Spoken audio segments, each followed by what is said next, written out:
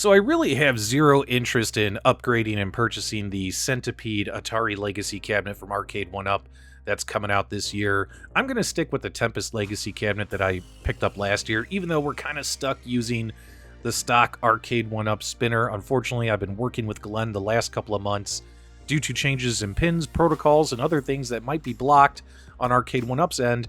We're just not able to get his spinner device, his Hall Effect spinner, up and running on Arcade1Up's Tempest Legacy Cabinet, which is a shame. But even though we're stuck using the Arcade1Up stock one, here's the original Tempest control panel. You'll notice that I had previously changed out buttons, tried changing out the spinner, and all that stuff. What I've done here is I've moved everything over to the Mod 1UP Tempest waterfall control panel. This panel is absolutely gorgeous. And of course, we've even got our Volcano buttons in there as well. So we got our Volcano buttons, we got Glenn's trackball, we got the original spinner from Arcade1Up, and we do have some imitation Hap buttons. And when you compare the flat, boring control panel that Arcade1Up gave us out of the box with this, what you call waterfall, because the control panel kind of falls over the front lip of the cabinet, there is no comparison. This thing is absolutely spectacular. Now, I know the guy over at Mod 1UP, he only made a limited run of these, but maybe if we put in our requests, some feedback, maybe we can get him to make some more for people who didn't get a chance to purchase these. The coolest thing about this is when he was making these panels, he had it set up where you could ask for the panel to be pre-drilled and ready for Atari Volcano buttons, or you could just ask for the standard drill holes to use, standard size buttons all the way around. We got everything put together here. A couple things I want to note in case you guys are doing mods like these. If you have a panel that's pre-drilled for these small rectangular Volcano buttons, you're in luck because they'll just slip right in and you're done.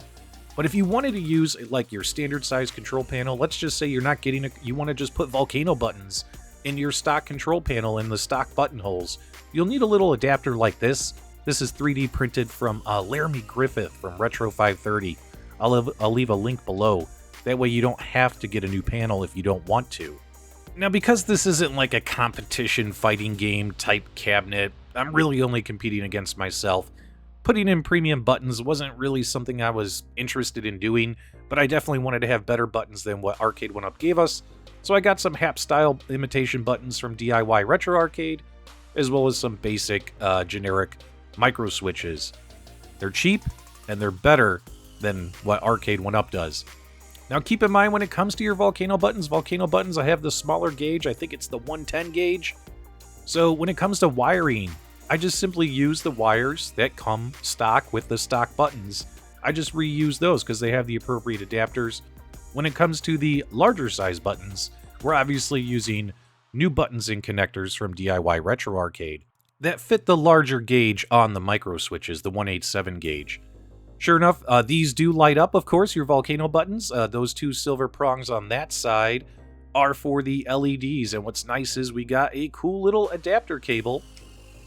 And what I love about this adapter cable, which I got again from Laramie Griffith at Retro 530, is what he's done here is he's added a nice little daisy chain connector wires. That way we can daisy chain the two buttons together. And you'll notice here we got some Y splitters on the end, some adapters. What we're going to do here in order to power the LED buttons is we're going to be splitting off the marquee, off the light up marquee port on the PCB using these splitters. Easy, fast, and it works. So here's a nice little camera shot. Shows you we got our daisy chain set up on the prongs. We do have black to black, red to red on the LED side of the Volcano buttons with this big, nice, long cable that will drop into the bottom of the cabinet when we remount our control panel. And then we'll get out using those Y splitters. We'll get everything connected. That way we have power to those buttons. And since we got the back of the cabinet open, there's a nice shot of the Retro 530 shelf topper with an LED strip. So what's really cool about that shelf topper is if I wanted to put some kind of decorations or figures or things on top of the cabinet, I can. And of course, at night, when the arcade is lit up, it looks really cool having that shelf topper lit up along with all the other machines. And of course, what's interesting is that shelf topper, we're using a Y splitter, and we're splitting to get power to the LED strip from the main power cable. When it comes to the Volcano buttons, we're going to be splitting the power from the marquee. Once we connected up all our Y splitters, it was time to give it a test and make sure everything lights up and works, and boom, there you go, our Volcano buttons lit up as well as Glenn's trackball.